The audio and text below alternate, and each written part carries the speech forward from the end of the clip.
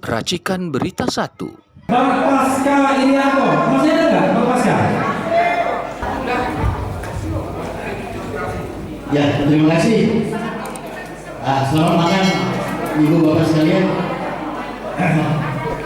Statementnya udah banyak ya, nggak ada yang kita bantah, karena itu benar semua.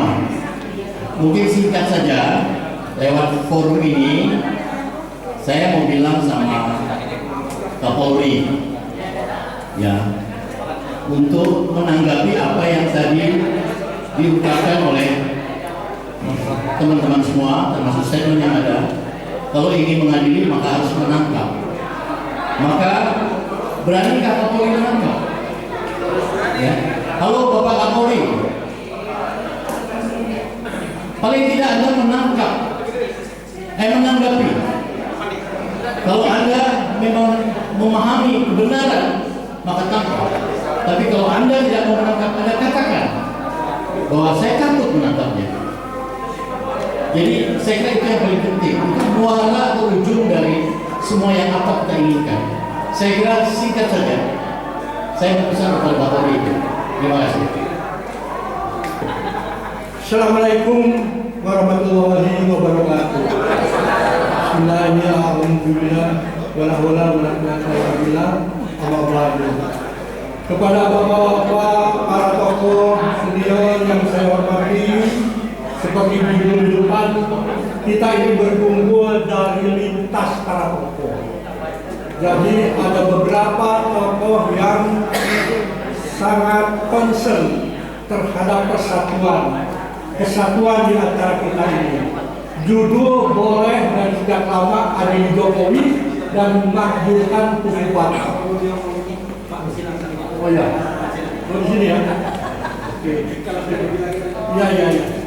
Saya pikir pidato biasa aja. Makanya ada podcast nih.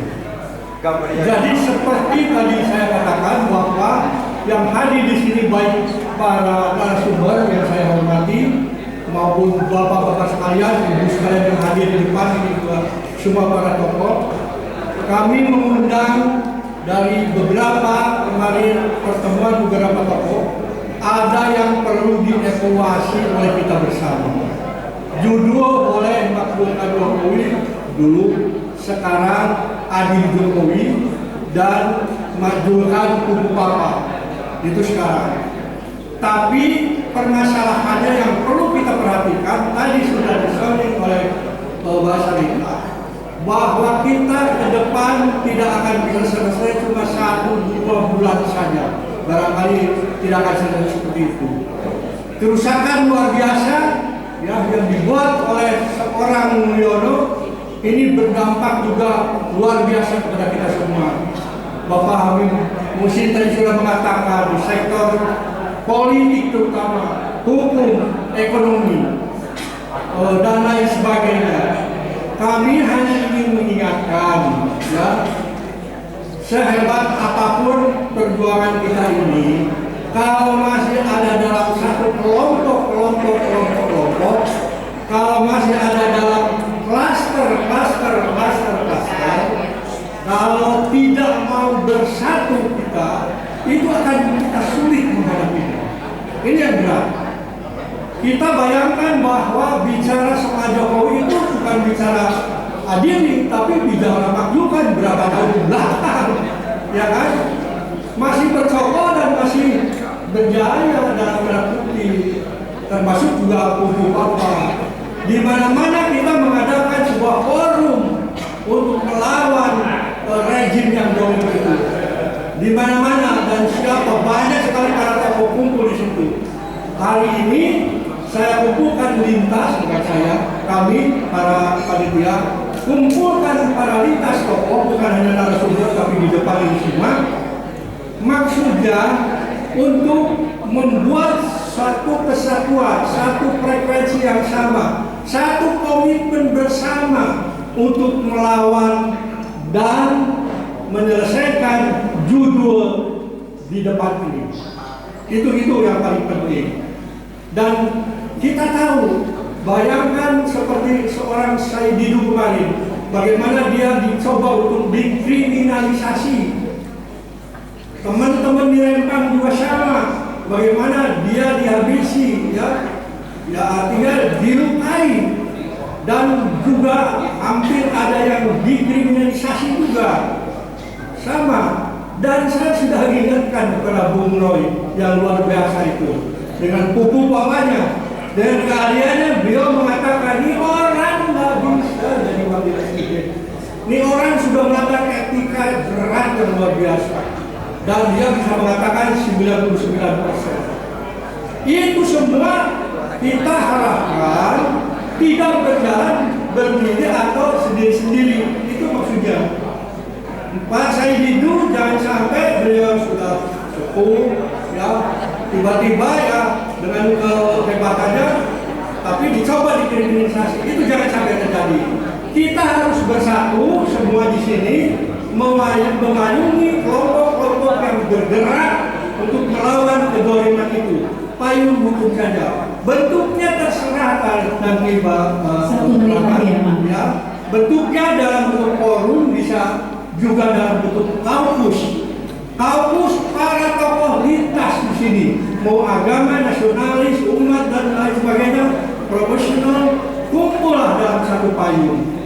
Ya, kita siap mewayungi klaster-klaster pergerakan, klaster-klaster perjuangan.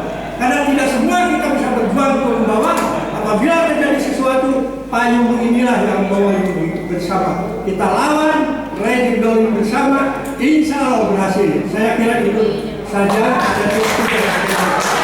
Assalamualaikum warahmatullahi wabarakatuh. Terima kasih Pak Didin ya. Sekali lagi tepuk tangan untuk Pak Didin. Kami persilakan Bapak Laksamana Slamet Subianto.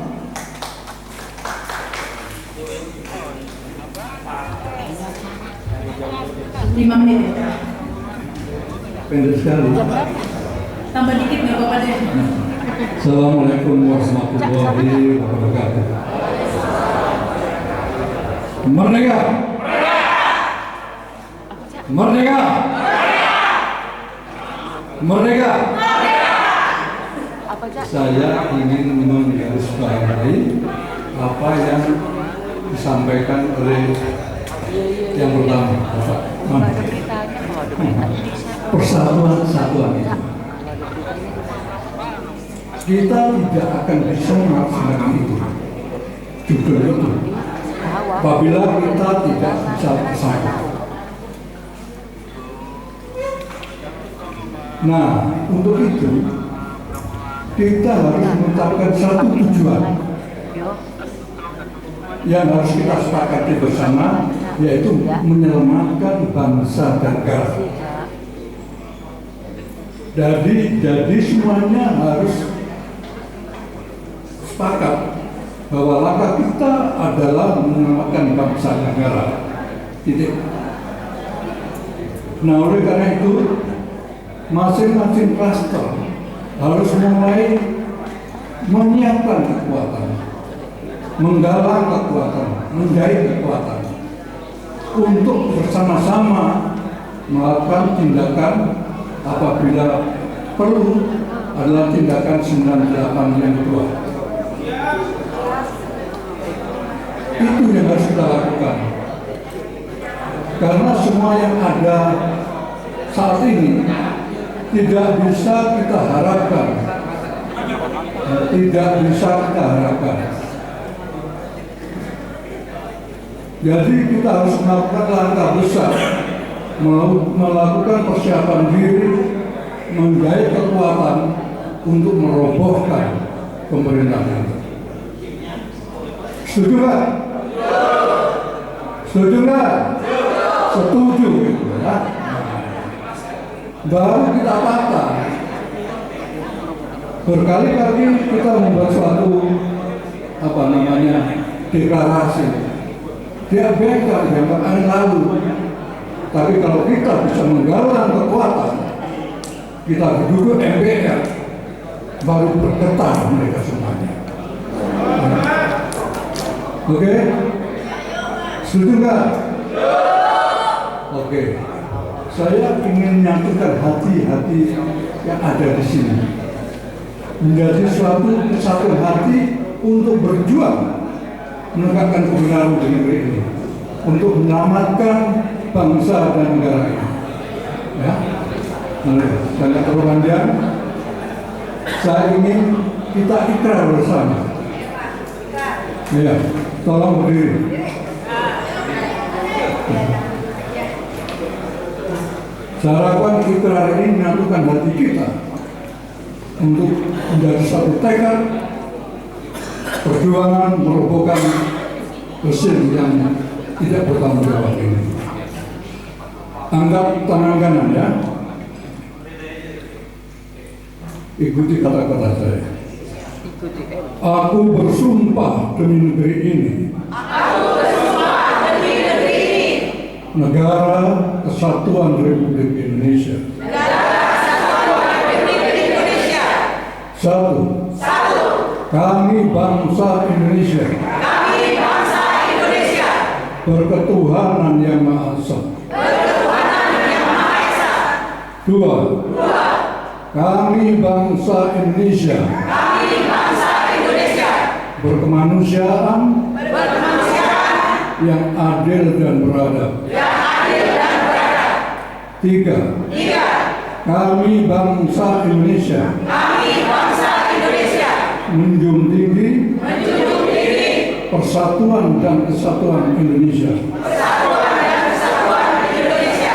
Empat. Kami bangsa Indonesia. Berkerakyatan yang dipimpin oleh hikmat kebijaksanaan dalam permusyawaratan perwakilan. Lima. Kami bangsa Indonesia. Berkeadilan sosial bagi seluruh rakyat Indonesia. Amin. Silakan duduk kembali. Nah, ikrar itu saya harapkan bisa menyatukan kita, menyatukan langkah kita, menyatukan kekuatan kita untuk merobohkan pemerintah yang ada. Kita ganti dengan sistem yang baru, ya, sistem atas dasar kebenaran Pancasila. Saya kira demikian. Saya akhiri. Wassalamualaikum warahmatullahi wabarakatuh. Ya, kesempatan selanjutnya kami berikan kepada Bapak Kiai Haji Ardian Ali dari MA. Silakan.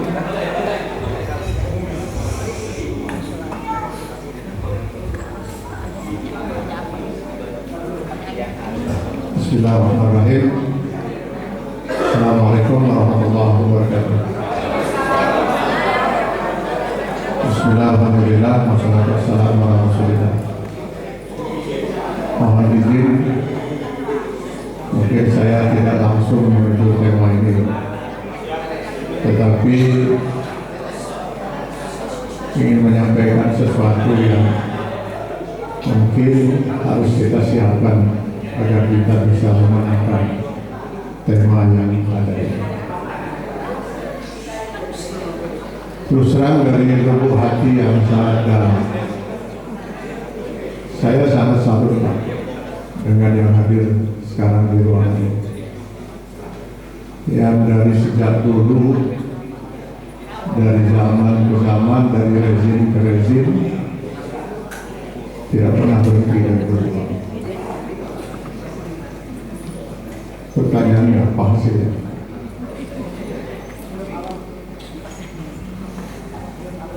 Kita hanya kumpul seperti ini, lalu berorasi, lalu sekali-sekali kita berdemo. Setelah itu kezaliman terus berlangsung, dan kembali kita akan menunggu lagi untuk berkumpul lagi seperti ini. Lalu kemana sebenarnya 270 juta rakyat yang konon katanya mayoritas penduduknya Muslim? Kondisi ini sudah disinyalir oleh Rasulullah SAW 16 abad yang lalu. Saya khawatir, kata Rasulullah, umatku di kemudian hari keberadaan mereka tidak lebih dari hidangan. yang diperebutkan oleh orang-orang yang sangat rakus dan lapar. Sudah rakus lapar, tidak hanya sekedar makanan yang diperebutkan oleh orang-orang yang rakus dan lapar, para oligarki dan budak-budak mereka, hamba-hamba sahaya mereka. Kita hanya sekedar menjadi tidak makanan. Audikil latin nahdu yawma izin ya Rasulullah, adakah karena kondisi umat Islam pada waktu itu sangat sedikit? Tidak, kata Rasulullah. Balhum kasir, jumlah umat Islam sangat banyak, tapi keberadaan mereka tidak lebih dari buih di lautan. Trauma ambing, tidak jelas arahnya kemana. Dimanfaatkan oleh para oligarki dan hamba-hamba serta budak-budak mereka itu. Kita pun hanya menjadi penonton, dan besok lusa kita kumpul lagi di sini untuk berdiskusi lagi.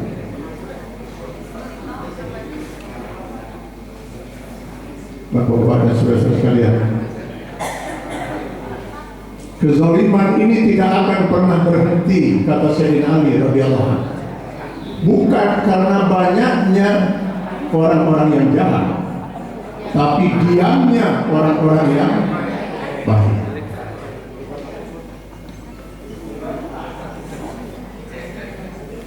Lihat pilpres kemarin, ketika umat bingung mana yang harus dipilih, apa kata tokoh-tokoh ulama dari ormas-ormas Islam besar itu? Kami para ulama netral. Dari mana yang namanya ulama bisa netral? Bukankah ulama itu adalah warasatul anbiya? Umat dihadapkan dengan satu hak, yang satu batil, yang satu haram, satu halal, lalu ulama kemudian bersikap netral. Netral itu kalau di mobil itu maju enggak, mundur enggak, belok kanan enggak, belok kiri enggak.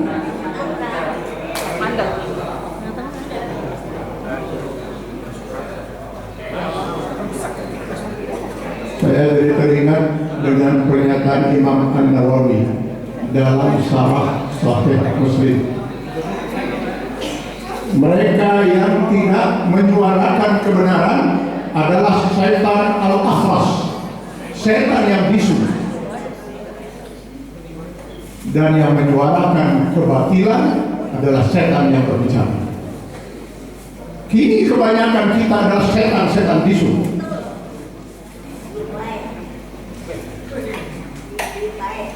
Para pejabat, para TNI, saudara-saudara kita di TNI, Polri yang masih aktif, para ulama, bisu semua menyampaikan kebenaran. Baru nanti mereka bersuara, mohon maaf, ketika sudah tidak menjawab, ketika sudah purnawirawan, kemana para ulama? Para ulama kebanyakan sudah menjadi setan-setan bisu. Ini yang harus kita benahi. Selama ini tidak kita benahi, kita hanya berkumpul saja seperti ini. Tidak akan pernah kita bisa menyelesaikan masalah-masalah besar. Karena itu saya sependapat dengan Pak Didi tadi. Sebaiknya kita segera bentuk sebuah forum yang bisa mengantarkan semua pihak yang masih ingin berjuang untuk merasa nyaman berada dalam forum itu. Lalu mari kita bicarakan bagaimana membuat setan-setan bisu itu mau berbicara, agar kita bisa bersama-sama. Saya tidak pesimis. Islam mengharamkan kita pesimis, apalagi apatis. Tetapi kita tidak bisa optimis selama kita tidak pernah berjuang secara maksimal untuk memperjuangkan ini. Kata Allah, wa'iddu lahum mastata'tum. Kita harus menyiapkan dulu kekuatan itu, baru kita bisa berjuang. Mungkin waktu saya sudah habis. Sebenarnya saatnya saya mau minta waktu udah panjang, karena saya 4 jam untuk sampai ke sini. Terus baiklah.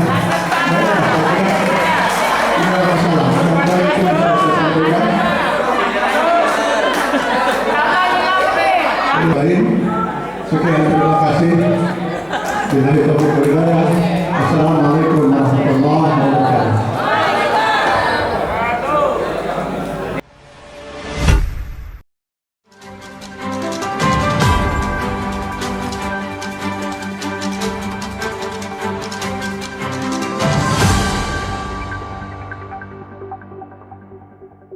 Racikan Berita 1.